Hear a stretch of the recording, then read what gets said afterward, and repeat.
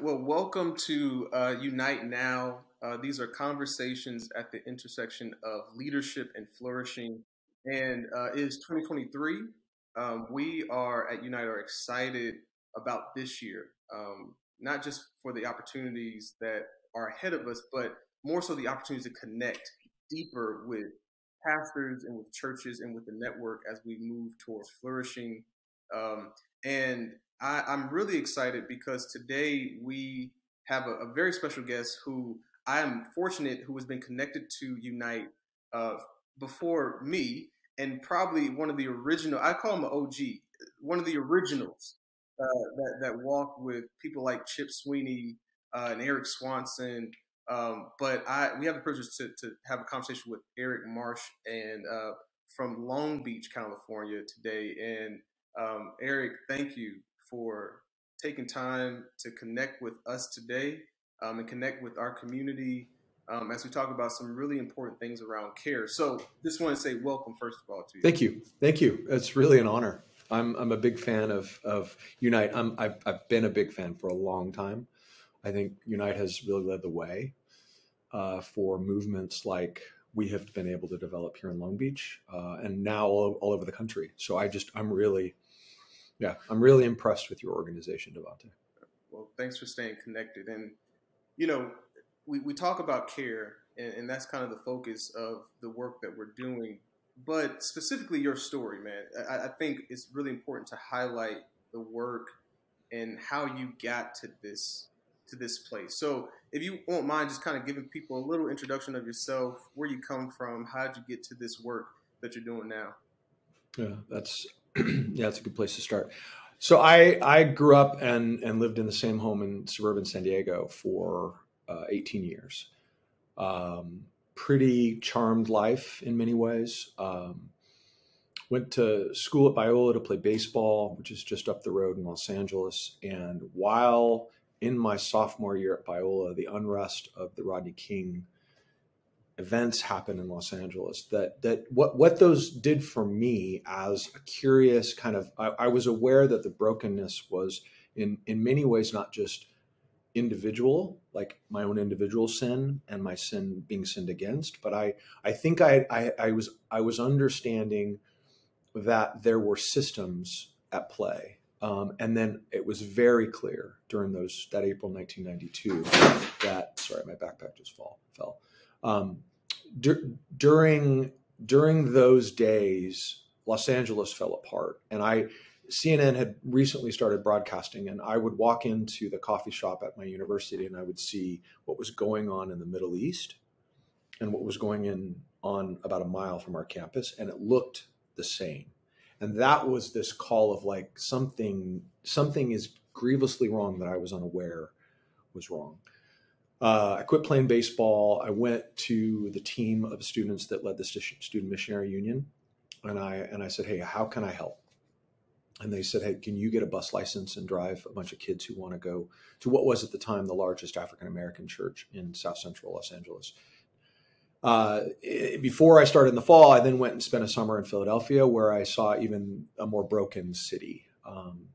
And I just said, "Lord, I want to just be helpful." And I honestly didn't know what I could do to help. So that driving the bus, and then I became one of four white guys at a historic African-American church, Faithful Central.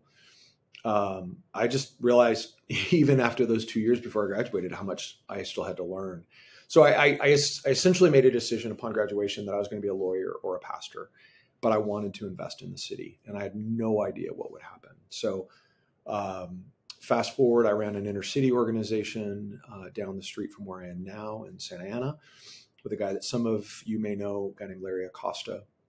That was my first job. And then I became a pastor, and again, no idea what that meant. But what I began to realize was that there was a space to help with my peers and nonprofits where there seemed to be only two speeds of cooperation or connection. One of the speeds was we need to do everything together. That is, all of our projects need to, Presbyterians and Baptists and Cambodian American. We have here in Long Beach, we have the largest Cambodian population outside of Phnom Penh. But all of us need to come together. And, I joke and say it's kind of like Kumbaya. We sing Kumbaya all the time and then do, collective impact projects. But that obviously was not reality, right? But then the majority of the pastors in Long Beach lived so isolated that I began, one of my friends said, if the Apostle Paul wrote us a letter, we wouldn't know who to pass it on to. So if a letter came to, the church that I was at then, we'd have no idea who the guy literally up the street or who the woman running the Christian nonprofit, who we would hand the letter to. So I think I think subconsciously I realized that there was room to help people build trust, because you can't work with anybody you don't have trust with, right? And that's when I actually became friends with the Unite folks. And I just have the highest regard, as I said in the onset, the highest regard for the work that your organization has done in Atlanta and the way in which Unite and the leaders out of Unite have influenced the networks around the country. I can't overstate that. First of all, thank you. I think there's so much about our stories that propel and that inform the work, obviously, that we do. But even now, right, you've come to this place. I know you're kind of doing both, right? You're helping to run this collective there in Long Beach and also still leading in ministry. And I just want to give space for that. What has that been like for you? As a city network leader, this is what I do all the time. Yeah. And, but there are still people out there that are kind of in both worlds. How have you been able to deal with that? Well, I think I should complete the story, and I'll do it in 1 minute. But and then I'll get to something that happened recently that really brought that in a hard way crashing home. I resigned from my position as a student pastor 6 years after starting as a pastor. I didn't know what I was to do, but I didn't want to work with teenagers anymore.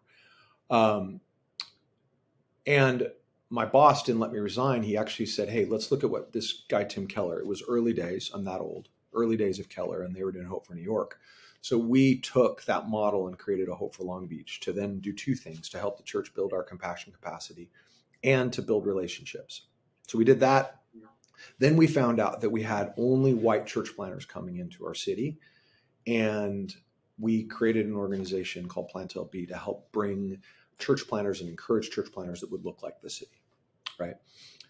So I ended up leading that organization as well, with a collaborative of a whole bunch of diverse, everything from, every tribe and nation, really. We all work together to do that. Then I ended up starting this thing called the Long Beach Church Collective. And we did that actually was a reboot. And I've been leading about between 25 and 40% of my time while I'm kind of my day job as being a pastor. I then spend time doing this collaborative work. 3 years ago, literally on the week that COVID hit, we started the collective. So we've been working on it for about a year, and then we launched it not knowing that we were moving into COVID. The first thing we did was this meeting with 90 pastors on, it was literally like, what do we do with this novel coronavirus? And at one of the challenges, DeVante is running a tight meeting with a whole bunch of people who love to talk, i.e. pastors. Yeah. But we ended up running this meeting, and I say it's going to be 90 minutes. It's going to be 90 minutes. Well, the 75th minute, all of the church planners in the room got an email from the district saying that their leases have been revoked. And so it got real with 90 of us, right? So yes, I've been in the space of leading a collaborative while pastoring. The crashing reality, and we're going to talk about pastoral care in this call, but one of the things that I have been made very more soberly aware of in the last 8 weeks is that while we have these macro things going on, and I'll talk about what Rich Viotis calls CPR, the COVID politics and race realities that have hit us over the last number of years. We also have the pains and the difficulties of everyday broken life, right? So, since you and I saw each other in September, where I was 50-50 working for this church as an executive pastor, but really just doing the things that I was good at and running the collaborative. In the middle of October, my boss, who is from Raleigh, closer to Atlanta than Long Beach for sure, My boss, Jared Wilkins, died suddenly and very unexpectedly. 40-year-old Duke grad, 4 little kids, and he complication from what was supposed to be a simple surgery. He had blood clots and he died. And so I've been asked by the board now to lead as the interim. And so I think, I mean, that's tragic in its own right? He has a 4-year-old. He has a 10-year-old son who won't have a father. He has a 13-year-old and a 9-year-old. But I think what has in terms of this pastoral care, what's hit me is that life continues on. And many of those continuing on are joyful and good. But in a whole system of pastors in an area, there are tragedies and traumas and losses and disappointments that are happening and rippling. And amidst all of my peers who are struggling with what does it mean to come out of COVID, not to, to only have half as many people in your congregation who you don't even know how many people are part of your congregation, right? Plus you've got the politics that we've all had to suffer through. Plus you've got these new and I'm so happy that we have these racial realities coming, particularly to white America, who was in many ways unaware of the realities that people of color and women of color, even more so maybe, have been dealing with your whole life. And so the trauma of seeing this significant leader die suddenly is just, it's hard enough to lead through that, let alone all these other things of like, is COVID real? And maybe I'll offend some of your listeners. Is Trump the Messiah? You're dealing with these things as pastors and it's really hard. So yeah, anyways, it's gotten real. And I want to say, Eric, thank you for sharing it. I know that's a lot to have to manage and cipher through in such a short amount of time, which I think that's also the reality, again, like you said, for many pastors, is having to navigate through what it seems like an onslaught of one situation and dilemma after another. And so I kind of just want to double tap and open that up. Okay. Yeah.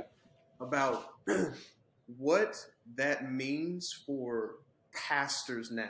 We're in a critical moment in church care, right? And just how pastors lead. And the Long Beach Church Collective, and thank you for sharing this with me when we met, has done some really good research on pastoral care, on burnout of pastors, and you guys have done a lot of work around that. I just want to kind of get an insight on that from you guys. What informed that? You guys see as a trend that said, "Hey, we need to head this direction." Yeah, no, it's a really, really, really good question. 2 quick stories to kind of head in there. The first is when we were coming out of that COVID winter, the winter of 2021, right? We all come out and it had been brutal, but yet numbers were going way down. So this was in like February of 2021. We had the first year, our organization rallied a ton of money and churches that had means and then foundations that had means to give unrestricted grants to small churches. That was right during COVID summer and COVID fall. And we gave away near $400,000 in grants, unrestricted. Coming out of that time, our team said, hey, let's put on a high-level event to help churches re-engage, kind of going back into their buildings with their congregations. And the pastors that I surveyed for that, they said, no, that's not what we need. They said what we need to be reminded that it's okay to be weary. It's okay. So, this is maybe the lamest title of any event I've ever thrown, but we threw an event in that spring before Easter called Weary for pastors. And we had about 50 pastors come. We gave them books. We had, 2 short talks. We sang. For many of them, it was the first time they'd come together. And the thing that convinced me to do that, we had care packages for all the pastors, and it was just a really sweet. It was a very holy time. One of the pastors, this extraordinary woman, she got up, and I didn't know this, but her daughter had attempted suicide the week before. And she tells the group of pastors that. So we turned off the video camera, and it just became a very, very holy time of prayer and of care. But what convinced me to do that event was one of my friends. She told me, she's a pastor of a large church in town, and she said, Eric, she says, every time I pick up the phone, I know I'm going to get hit in the face. I just don't know if it's the right or the left cheek. And I was like, dang. And then I see the numbers from Barna, right? The 42% we've all seen that would quit tomorrow. And then we see that article that came out from Christianity Today, which was critical of the Barna number. And the gentleman who wrote the article on Christianity Today, which I'm sure you're going to link to this, he said, he called bull on that and said, I think that 42% is probably low, number one, and number two, but they're not going to quit in those numbers. We're not going to see 2 and 5 quit because they don't have the skills to go out and do something else. So he brought up another thing that I hadn't thought of, which was, so what are they going to be like in their job? How are they actually going to do the work if they're a shell of the human being that they used to be, given all these things piling on? The night that it was one of the first nights that COVID was hitting, and I was in Costco, and I had my phone on random shuffle, and I'm walking past the rice section, or what had been the rice section in Costco, and there's no rice. Right. And all of a sudden, Led Zeppelin's "When the Levee Breaks" hit, and I didn't know the story of the song, but the story of the song it was written by a woman named Memphis Minnie and then a guy named Kansas Joe McCoy. And it was written to describe the African-American experience in the flood of the Mississippi River in 1927. And it says, if it keeps on raining, the levee's going to break. I'll have no place to stay. Now, very salient for the moment that I'm in Costco and I'm seeing all the flour and the rice, disappear. But I think that image has continued to motivate our team of, I don't think these pastors have anywhere to go. The levee has broken, and we need, the 42% was the clarion call. And then we just began to realize we think that's the tip of the iceberg. So we started to do a bunch of research, and we realized it's maybe worse than we thought. Yet, and we'll talk in a minute about what we're doing with that research. We also did a study with Rosemead School of Psychology, testing would soft ties of informal, simple groups of pastoral affiliation, essentially you get people together to just hear their story. Is that enough to actually show a demonstrated kind of psychological benefit for the typical pastor? We actually haven't gotten the results back yet, but we funded that. We funded 25 pastors being a part of 3 different groups. So, but it's a massive, massive problem. And, what motivates me, DeVante, is if we don't take care of our pastors now, who is going to pastor and disciple my children? In California and a lot of states, there are no teachers left. I think the same thing could happen with pastors if we don't take care of them. I mean, you bring up so much that we obviously have to go deeper into, but this generational thought of leadership, of church leadership, of community leadership, because we ought to and still see our pastors as community leaders, right? 100%. But there is so much that informs that, right?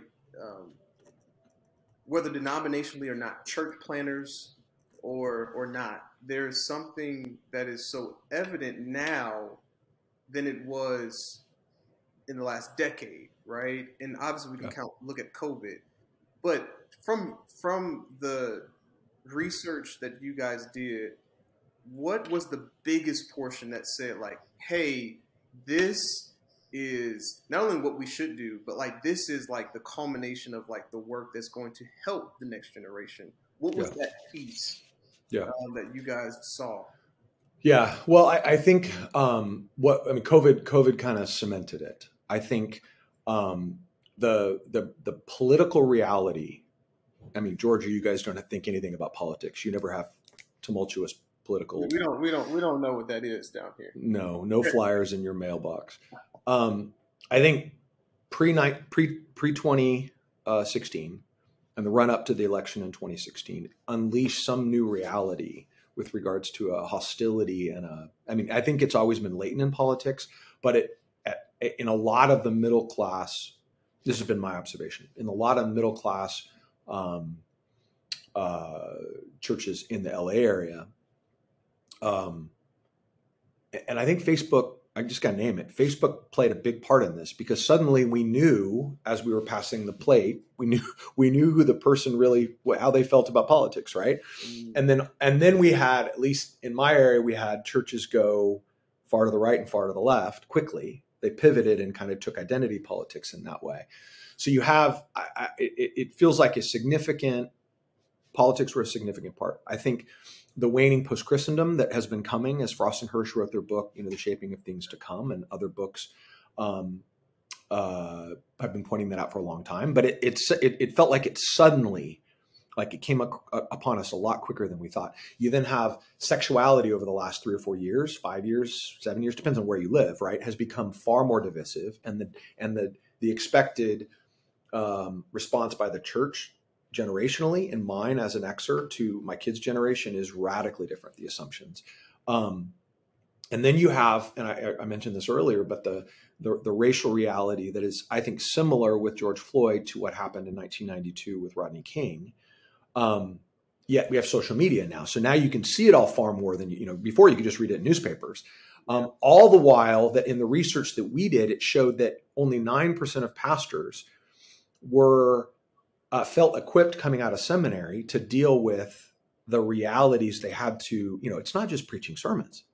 9% of them, as things got more and more complex, right? And then, so many churches, pastors, and I don't know if it's the same in Atlanta as it is here, but often there's portions of your congregation that are saying, why aren't you addressing X issue every single week? Right. Yeah. So you have to become this social commentator, right? You have to become, this great and wise leader, always, in a very, very complicated issue. Immediately 2 days later, here's what I think about this issue is, maybe even the center point of your sermon is an expectation. Then you have, there's just, you have the normal pile-ons. Then your boss dies suddenly. Yeah. Then, you have a layoff in your town.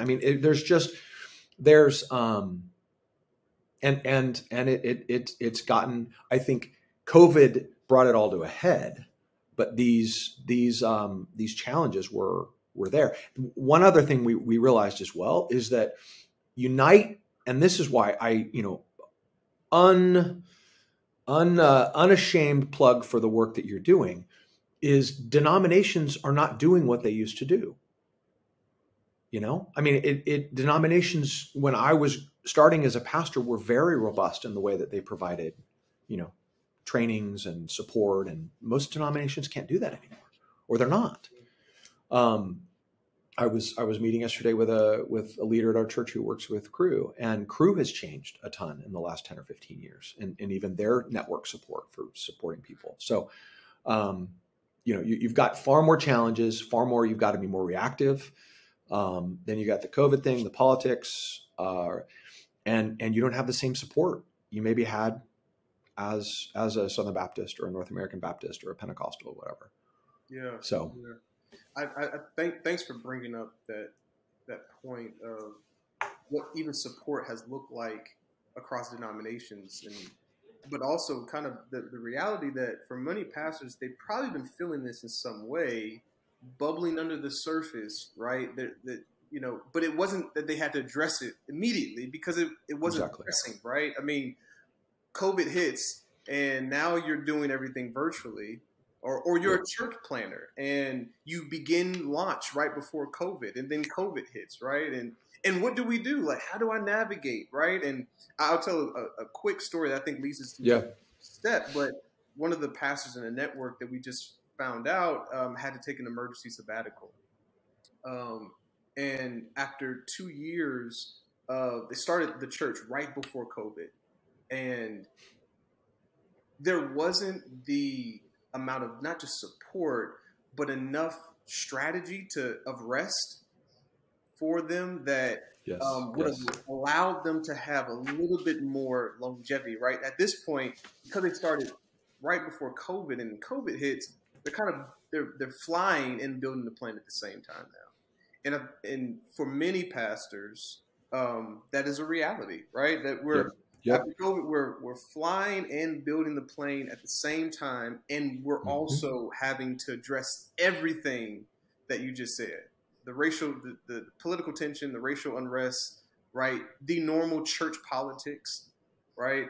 And so, from reading the research that you guys have done and the initiative that you guys are undertaking, the Pastoral Care Initiative, there's some really good practical kind of a pathway to rest and wholeness for pastors. Can you talk about that how you guys arrived at kind of those different points and kind of that trajectory of how to see the healthy pastor and what this Pastoral Care Initiative is going to help your pastors to do? Yeah. So in essence, we're raising $500,000 to help pastors, and we commissioned an artist to produce this piece, and it's a whole series of pieces around the men who took their friend to be healed by Jesus, and that's the story we're using as we try to explain.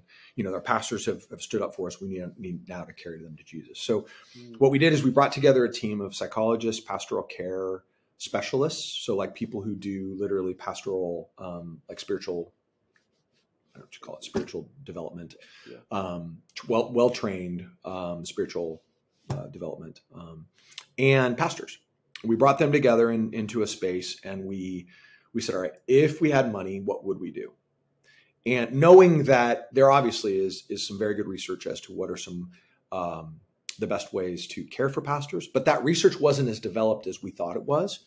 So using the new book by Glenn Packiam that he was co-published with Barna, using some older books that have been published in the 80s and 90s, looking at pastoral care, then using I think those of us in the room, we had 150 years of experience. And I said, hey, probably like Gladwell says with Blink, maybe some of the things that we think will probably be best will be best.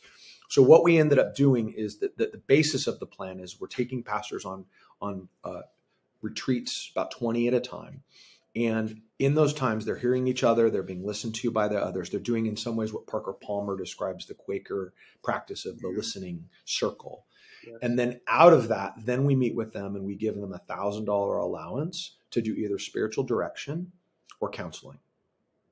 Or, there's even a couple other, the majority of the pastors will do that. And then what I'm challenging the pastors to do is I say, hey, take the $1,000 that we're going to give you and then, go to a donor and double the money. Right. So we end up doubling the effect. So those are the two big things.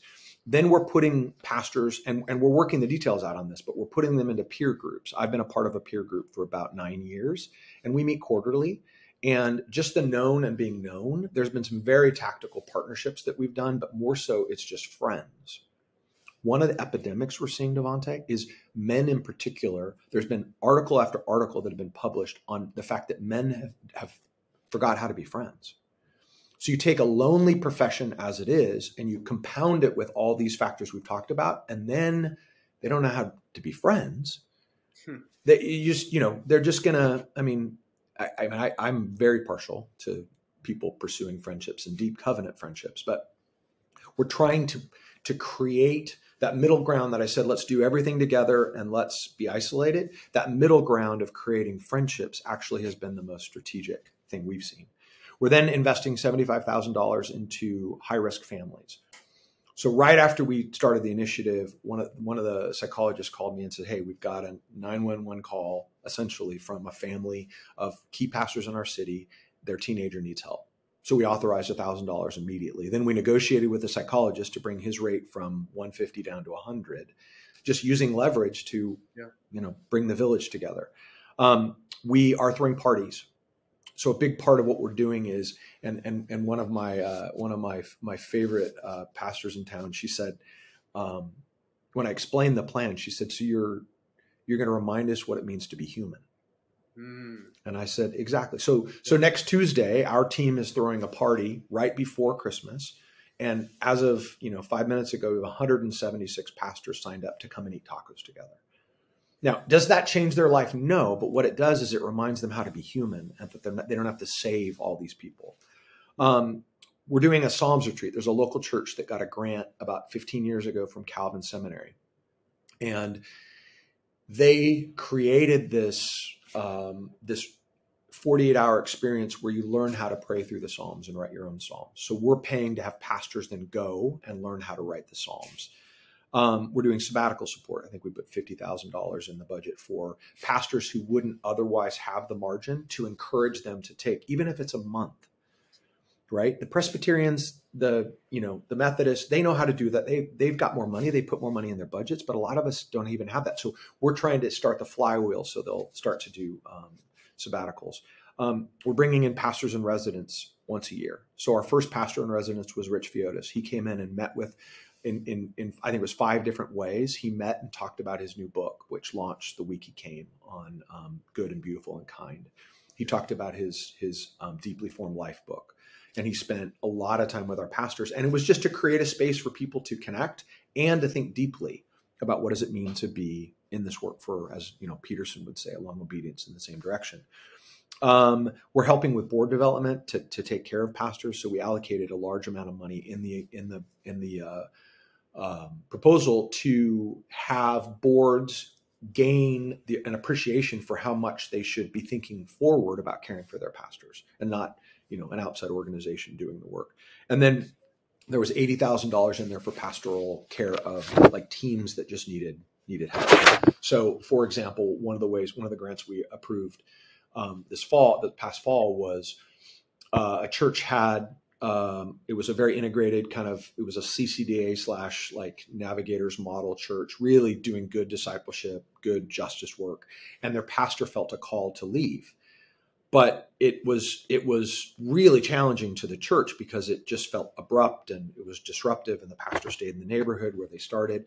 So we just provided, some money for them to be able to talk through like what's going on and how are you going to move forward, and then leverage that so that we were paying less overall for the counselor that was providing those listening services. In the same way, we're doing it with high school crew. We've got one of the best evangelistic high school ministries in the country, led by a guy named Hung Thak, a Vietnamese refugee who's from the South as well.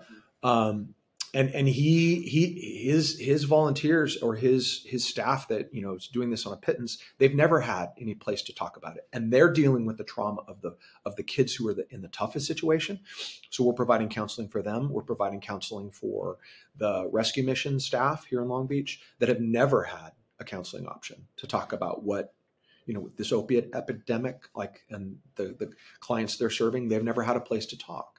So we're just providing space for people to talk. And we know that won't save everything. We know that won't change. We know that, but I think what it does is my college roommate was a Navy pilot. He retired just recently. And I found out maybe 3 or 4 years after we graduated, what the investment number on leadership for a Navy pilot was. And it was north of $500,000 for each pilot. They allocate that much money in training. He got his master's on them. He got a degree from USC. He went to the Naval postgraduate school. All of this development, the Navy understands that if we want these people flying our jets, we want them to be the best they can be, right? Yeah. And I thought, when I was writing this grant, I was feeling a little bit bad about asking for $500,000 to help, what's going to end up helping about 250 pastors. I thought, you know what? If the Navy invested $500,000 in one of my friends, it's worth $500,000 for 250 pastors. I hope pastors are listening and hearing that they are worth the investment. Eric, I don't want to glance over. I don't want to just skate over that many pastors do not hear that. They don't hear the fact that they are worth the investment and more that they put out. Yes. Right. Yes. And I just reminded me of a quick story of a guy who we've connected with, and he told me a story of how a pastoral retreat location. A guy wanted to start a pastoral retreat location for pastors just to rest and rejuvenate, which he's actually sharing with our network. So our network, our Wow. pastors can go and rest and rejuvenate, which this is news to some pastors now. This is something that we'll be rolling out for them. But he was presenting this idea of this just retreat for pastors. And he said someone told him, as he was saying, hey, we want to have state-of-the-art this, state-of-the-art that, someone said, don't make it too nice for the pastor because they're not used to nice things. And he said, well, we're going to have kids there too. They can bring their families. And they said, don't invite the pastor's kids because they'll break things. No. And my friend said that the amount of frustration that he had in listening to that, that he, number one, had to call out the person who said that, right? Saying that no, because I was a pastor's kid and I broke things, but also had friends who were not pastors' kids and they broke things because they're kids. Kids break things. Kids break things. But just feeling and validating again that pastors are worth the investment. And we're seeing that. Yes. With even what you guys are doing in saying like, hey, we're going to go for probably not even what we feel like maybe out of reach, but even that is like a labor of love that pastors need to hear. So I just want to say thank you for seeing and the investment of pastors is worth it. But there's also like a plan for a better leader here. And there's steps here that says that we can help to save the next generation of leaders by investing now. And so what do you guys see as the impact from this? What that pastors see that would create the longevity that we desire to see in the church for our children? Yeah, that's really, really good. Well, I think I came out of a really hard church situation when I came over to the church that I'm serving now, and in that season of it very much felt like a desert. I had a pastor who had hired me, who gave me a long leash to grieve, a long leash to heal. And then I started seeing this incredible counselor who, here's a quotable thing. She was on the field with Wycliffe when it used to be called Wycliffe. I think it's called the Seed Company now. And I asked her one time, I'm like, why did you leave the mission field to become a therapist? And she said, we left because we realized that the most screwed up people we had ever met were missionaries. And then she chuckles when she tells me the story. And the second most are pastors. So my kids, so I'm going to go home tonight. My kids are going to receive the benefit of 8 years of my work with Dr. Barber. My kids are going to receive the benefit of me taking seriously my sabbatical a year and a half ago. They're going to feel that this weekend, right? I had an old mentor who told me, he said, the books we read today will pay off in our work 5 years from now. And I think the same is true with regards to us and rest and taking care of ourselves, right? It's not an immediate payoff. I heard one of the talks that has influenced me the most was John Stott did a talk to Tim Keller's staff about 10 years ago called Lessons of an Octogenarian. There's a new word for you. 80-year-old. Lessons of an Octogenarian. You can find it. Lessons of an Octogenarian. It's on the Redeemer site. It's gold, $2.50. But one of the things he said he did is he does these things called Q days once a month, which is he just from 7 a.m. to 7 p.m. he just has quiet and he works on hard things. He does deep soul work.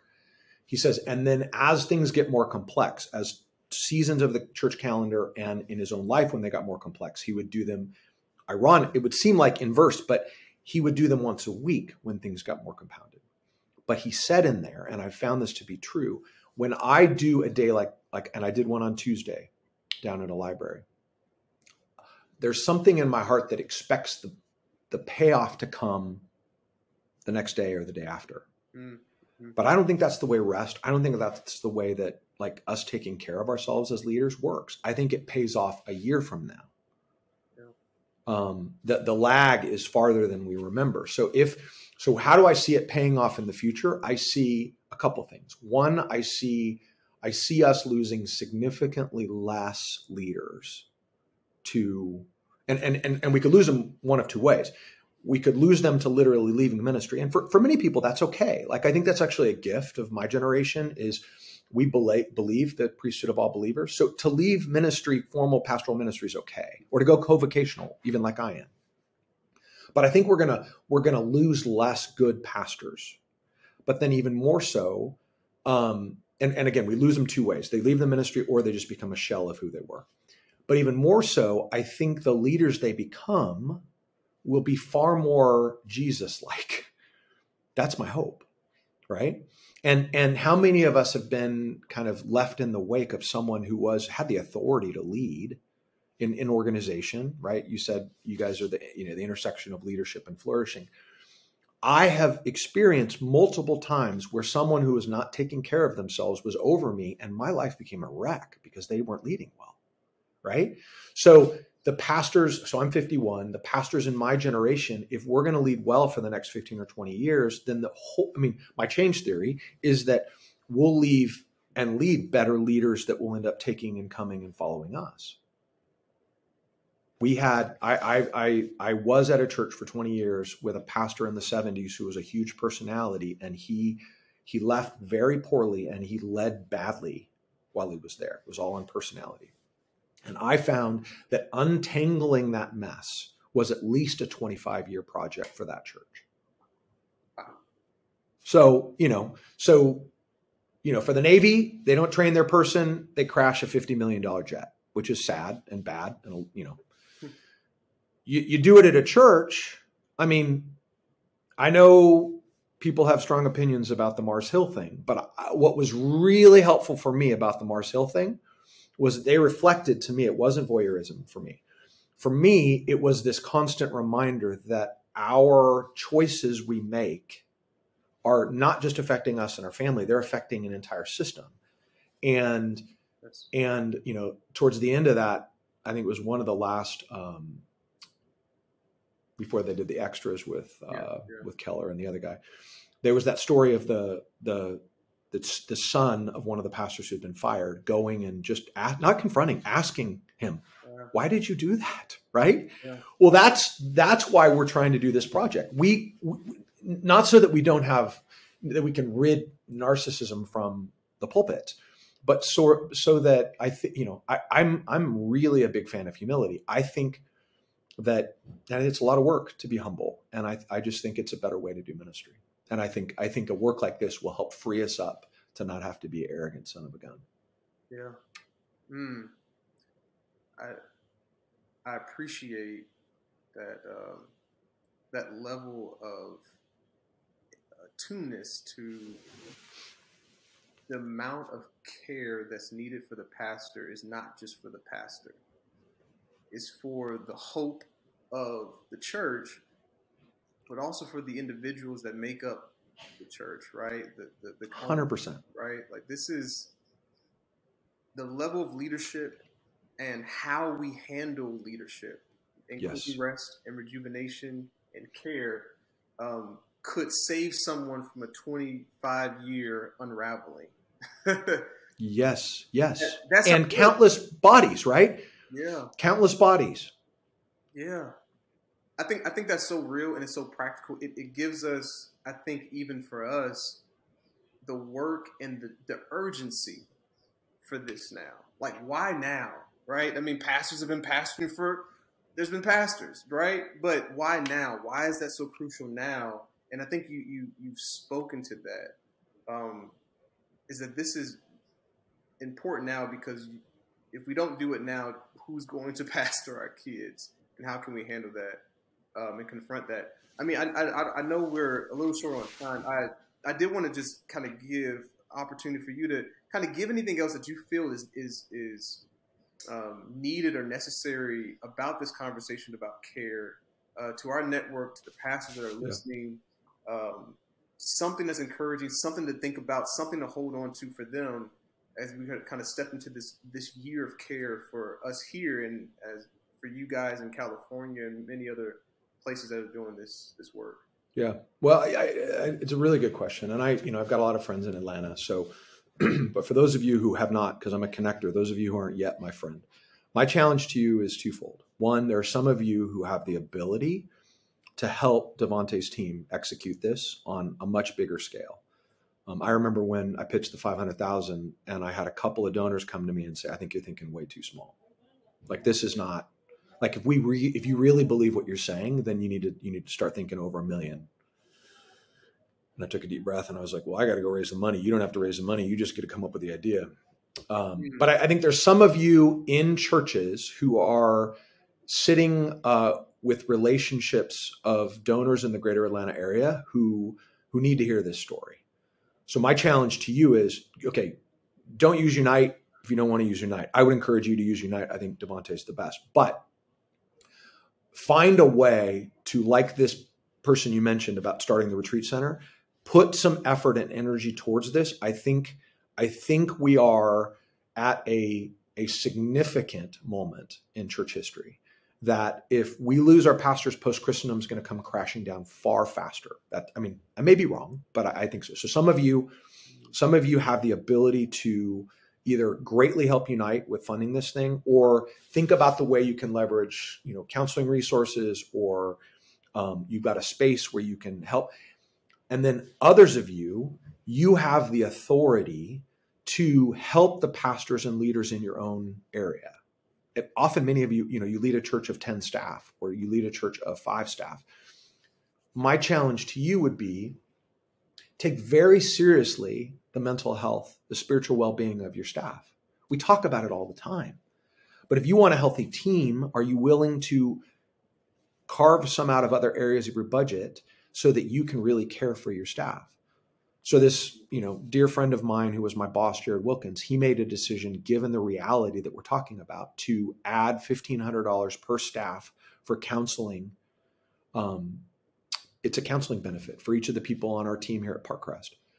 When I asked him, I said, hey, I've been 22 years as a pastor, and I never had a sabbatical. I haven't been here yet at our new church, for the required number of years. He cut me off. He said, go take a sabbatical, because we need you for the long haul. So I think there's some that are listening to this that have the ability to leverage at a huge scale to help pastors in the greater Atlanta area, or if you're listening to this in another city, to help them. And DeVante will send you our plan. It's a 21-page plan written by people far smarter than me. Lean into that. It is this critical. Talk to 2 of your friends who are pastors, and you'll find that out.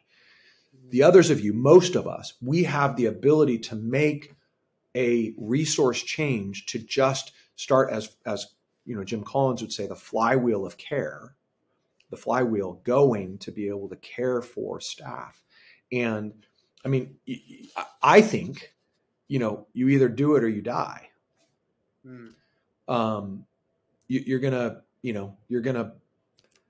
It's going to crush your organization. You won't see it right away. And not everybody that you invest in is going to stay on your team. But in the same way that you invest in children's ministry and you invest in, teen ministry, that often those people end up leaving your church eventually. But you can't have a healthy church unless you have a healthy ministry for families.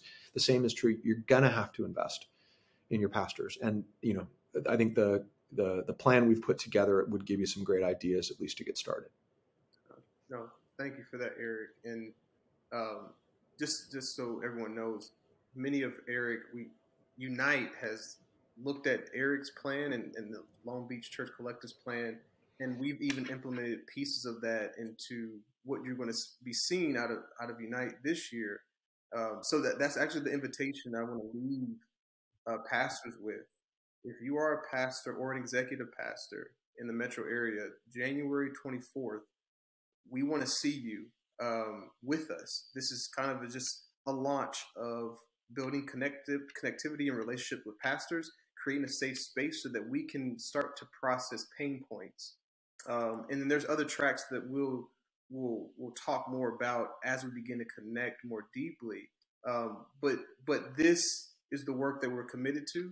this is the work that's happening from California to Georgia. We just want you to know that it's urgent now. It's urgent that you're a part of this. It's urgent that you seek care, and that there are resources and people who care deeply about the heart of the pastor and the life of the church that are willing to help you. So thank you, Eric. Thank you for spending time with us and sharing with our network. And as we continue to journey together for the flourishing of our communities, we will include everything, the links to Eric's organization, the links to the research. I think it's very important that you get the information.